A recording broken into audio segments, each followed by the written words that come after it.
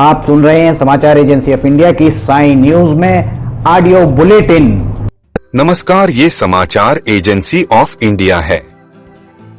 अब आप साई न्यूज की समाचार श्रृंखला में बृहस्पतिवार 3 मार्च 2022 का राष्ट्रीय ऑडियो बुलेटिन सुनिए।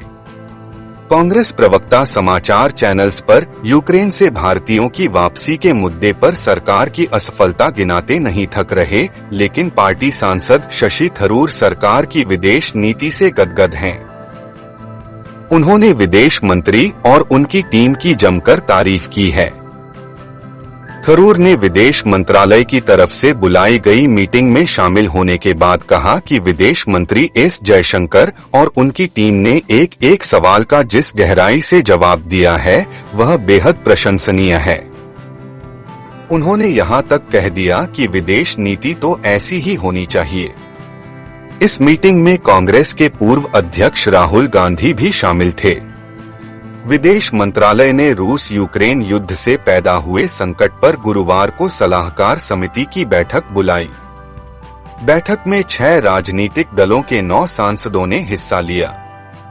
इन सभी ने मौजूदा संकट से निपटने के लिए सुझाव तो दिए ही एक से बढ़कर एक सवाल भी दागे, जिनका विदेश मंत्रालय ने विस्तृत जवाब दिया। इससे शशि थरूर इतने संतुष्ट हुए कि उन्होंने विदेश मंत्री की तारीफों के पुल बांध दिए। थरूर ने ट्वीट कर कहा, यूक्रेन पर विदेश मंत्रालय की सलाहकार समिति की आज सुबह बुलाई गई बैठक जबरदस्त रही। हमारे सवालों और चिंताओं पर विस्तृत और बिल्कुल सटीक जवाबों के लिए डॉक्टर एस जयशंकर और उनके सहयोगियों का धन्यवाद। थरूर ने मोदी सरकार की विदेश नीति की तारीफ में कसीदे पढ़ डाले। उन्होंने लिखा, विदेश नीति में यही जोश व खरोश दिखनी चाहिए। हमने कई बिंदुओं पर बातचीत की।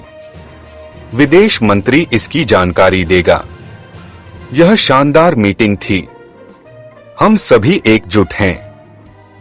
सरकार ने यूक्रेन से लौटे सभी छात्रों से बृहस्पतिवार को कहा कि अगर उन्होंने कोविड रोधी टीके की दोनों खुराक नहीं ली है तो वे अब इन्हें ले लें।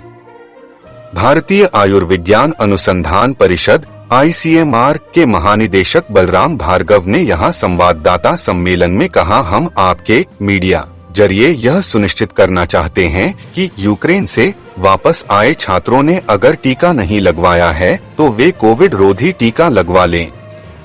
स्वास्थ्य सचिव लव अग्रवाल ने कहा कि स्वास्थ्य मंत्रालय यूक्रेन से आने वाले लोगों और उनके स्वास्थ्य के संबंध में लगातार विदेश मंत्रालय के संपर्क में है। उन्होंने कहा, हम लगातार विदेश मंत्रालय के संपर्क में हैं। यूक्रेन से छात्र या जो भी वापस आ रहा है उसके लिए अंतर्राष्ट्रीय यात्रा दिशा निर्देशों में बदलाव किया गया है ताकि वे समय पर पहुंच सकें। कितनी उड़ान पहुंची और कितने लोग आए, इस बाबत हम विदेश मंत्रालय के संपर्क में हैं।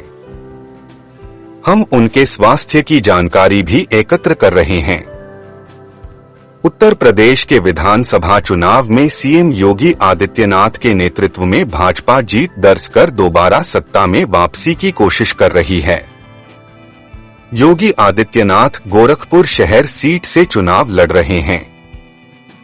वहीं योगी आदित्यनाथ एक टीवी चैनल को दिए गए इंटरव्यू के दौरान उस वक्त भावुक हो गए और रो पड़े जब उनकी बहन के बारे में सवाल किया गया। एक न्यूज चैनल को दिए गए इंटरव्यू में एंकर के द्वारा सवाल किया कि राहुल गांधी ने भी अपनी बहन प्रियंका गांधी को मैदान में उतारा है। इसके बाद उन्होंने दुकान पर काम करती सीएम योगी की बहन की तस्वीर दिखाकर सवाल किया, जिसे देखकर यूपी के सीएम बेहद भावुक हो गए। सीएम योगी ने रुंधे गले से कहा, मैं योगी हूं और मुझे पूरे प्रदेश का ध्यान रखना होता है। एक मुख्यमंत्री के तौर पर मैंने राजधर्म की शपथ ली है, परिवार की नहीं। ये बातें कहते कहते सीएम योगी की आंखें भर आई थीं। प्रधानमंत्री मातृ वंदना योजना के तहत परिवार में गर्भवती महिलाओं को सहायता राशि दी जाती है। इस राशि के तहत महिलाओं को 5,000 रुपए की धनराशि दी जाती है। अब केंद्र सरकार ने इसके नियम में बदलाव कर दिया है। बदलाव के दौरान अब परिवार में दोबारा से गर्भवती हुई महिला या स्तनपान करा रही महिला एक बार और सहायता राशि पा सकती है, लेकिन इसकी शर्त यह है कि दूसरा बच्चा बेटी होनी चाहिए। केंद्र सरकार ने बेटियों को प्रमोट करने को लेकर यह फैसला लिया है। इस नियम को 1 अप्रैल 2022 से लागू किया जाएगा। सरकार इसके अलावा मिशन शक्ति, मिशन वात्सल्य, सक्षम आंगनवाड़ी जैसे योजनाओं को भी 1 अप्रैल से संशोधन किया जा सकता है। इस स्कीम के बारे में जानकारी देते हुए महिला और बाल विकास मंत्रालय ने कहा कि bureau of police research and development से कोलैबोरेशन किया गया है। सेक्रेटरी इंदेवर पांडेय ने इस स्कीम में संशोधन को लेकर जानकारी दी है। देश में ईंट के भट्ठों से होने वाली प्रदूषण को कम करने के लिए अब भट्ठे मालिकों को नए नियमों का पालन करना होगा।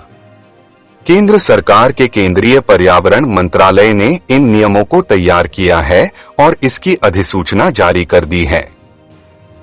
ये आदेश सभी राज्यों में लागू होंगे। इन नियमों की मदद से आम जनता को स्थानीय स्तर पर बढ़ते प्रदूषण के स्तर से राहत मिलेगी। नई व्यवस्था को लागू करने के लिए केंद्रीय पर्यावरण मंत्रालय ने पर्यावरण संरक्षण संशोधन नियम 2022 तैयार किए हैं। इन नियमों के मुताबिक भट्ठों के लिए चिमनी की न्यूनतम ऊंचाई को अधिक किया गया है। जिन भट्ठों की क्षमता 30,000 ईंट प्रतिदिन से कम है, उनके लिए चिमनी की ऊंचाई 14 मीटर, जिसमें लोडिंग प्लेटफॉर्म से कम 7.5 मीटर होगी। वहीं 30,000 से अधिक ईंट निर्माण करने वाले भट्ठों को 16 मीटर ऊंची चिमनी, जिसमें लोडिंग प्लेटफॉर्म से कम 8.5 मीटर की व्यवस्था करनी होगी। माना जा रहा है कि धुएं के लिए ऊंचाई बढ़ने से ईंट के भट्ठे के आसपास के इलाकों का प्रदूषण कम करने में मदद मिलेगी। यह अधिसूचना पर्यावरण विभाग के अपर सचिव नरेश पाल गंगवाल ने जारी की है। बसपा प्रमुख मायावती ने भाजपा पर मुसलमानों के साथ भेदभाव करने का आरोप लगाया है। साथ ही परोक्ष तौर पर मुख्यमंत्री योगी की बुलडोजर बाबा की इमेज पर निशाना साधा है। मायावती ने यूपी विधानसभा चुनाव में मुस्लिमों को कम टिकट देने को लेकर सपा को भी आड़े हाथों लिया है। एक अखबार को दिए साक्षात्कार में उन्होंने बेहद तल्ख रवैया अख्तियार किया है। बसपा सुप्रीमो ने कहा, भाजपा सिर्फ गैर मुस्लिम माफिया पर हथौड़ा और बुलडोजर चलाती है। उन्होंने दावा किया कि विधानसभा चुनाव में सपा का हाल बहुत बुरा है। यूपी में बसपा की ही सरकार बनेगी। उन्होंने कहा कि वे किसी को समर्थन नहीं देंगी। मायावती ने कहा, मेरे चुनाव में न निकलने की बात गलत है। मैं पूरे यूपी में गई हूं। खास तौर पर सपा का पश्चिमी यूपी में बहुत बुरा हाल है। जहां मुस्लिमों का अधिकार बनता था, वहां भी उन्हें टिकट नहीं दिए। इसलिए सपा से मुस्लिम बहुत नाराज हैं। हमने अति पिछड़े वर्ग को जितने टिकट दिए उतने किसी ने नहीं दिए हैं। उन्होंने कहा, अपर कास्ट को भी हमने ठीक ठाक संख्या में टिकट दिया है। मुस्लिम समाज को भी उनकी भागीदारी के हिसाब से प्रतिनिधित्व दिया है। हमने सभी रिजर्व सीटों पर भी 7-8 टिकट ज्यादा ही दिए हैं। महाराष्ट्र विधानमंडल का सत्र आज से शुरू हो गया है। अल्पसंख्यक कल्याण मंत्री नवाब मलिक की गिरफ्तारी के बाद विपक्ष अब उनके इस्तीफे को लेकर लगातार हंगामा कर रहा है। यही हंगामा आज विधानसभा के अंदर और बाहर भी देखने को मिल सकता है। सत्र से ठीक एक दिन पहले सरकार की ओर से आयोजित चाय पार्टी में सीएम उद्धव ठाकरे विपक्ष पर आक्रामक नजर आए। शिवसेना प्रमुख ने बीजेपी को सांप का बच्चा बताते हुए कहा, हम 30 साल से इस सांप के बच्चे को दूध पिला रहे थे, अब यह सब चल रहा है। बता दें कि शिवसेना और भाजपा 30 साल तक एक दूसरे की सहयोगी थी और महाराष्ट्र में साथ चुनाव लड़ती थी। मुख्यमंत्री ठाकरे ने कहा, रोज कोई उठता है और दाऊद इब्राहिम का नाम लेने लग जाता है। हिम्मत है तो दाऊद को पकड़कर क्यों नहीं ले आते? पाकिस्तान जाकर नवाज शरीफ का केक खाते हैं, दाऊद को दबोच क्यों नहीं लाते हैं? यूपी में चुनाव के नतीजे तो 10 मार्च को आएंगे, पर यहां सरकारी अधिकारियों के आवास के बोर्ड के बदलते रंगों से सियासी चर्चा गर्मा गई है। अयोध्या के डीएम आवास के बोर्ड ने 24 घंटे में 3 रंग देख लिए। पहले यह बोर्ड भगवा रंग का लगा था, जिसे बुधवार को बदलकर हरा कर दिया गया। इसके बाद हलचल मच गई थी। अयोध्या के साधु संतों ने इस पर नाराजगी जताई। तरह तरह की चर्चाएं होने के बाद डीएम ने लोक निर्माण विभाग को फटकार लगाई। इसके बाद देर रात इसका रंग बदला गया। अब यह लाल रंग का है। संयोग की बात है कि प्रमुख विपक्षी दल समाजवादी पार्टी की टोपी का रंग भी लाल है। आप सुन रहे थे समाचार एजेंसी ऑफ इंडिया की साई न्यूज में बृहस्पतिवार 3 मार्च 2022 का राष्ट्रीय ऑडियो बुलेटिन। शुक्रवार 4 मार्च 2022 को एक बार फिर हम ऑडियो बुलेटिन लेकर हाजिर होंगे। यदि आपको ये ऑडियो बुलेटिन पसंद आ रहे हों तो आप इन्हें लाइक, शेयर और सब्सक्राइब जरूर करें। साथ ही आपको बता दें कि समाचार एजेंसी ऑफ इंडिया की लाइव स्ट्रीमिंग आरंभ हो गई है। आप समाचार एजेंसी ऑफ इंडिया की वेबसाइट अथवा चैनल पर जाकर इसे 24 घंटे देख सकते हैं। अभी आपसे अनुमति लेते हैं। जय हिंद।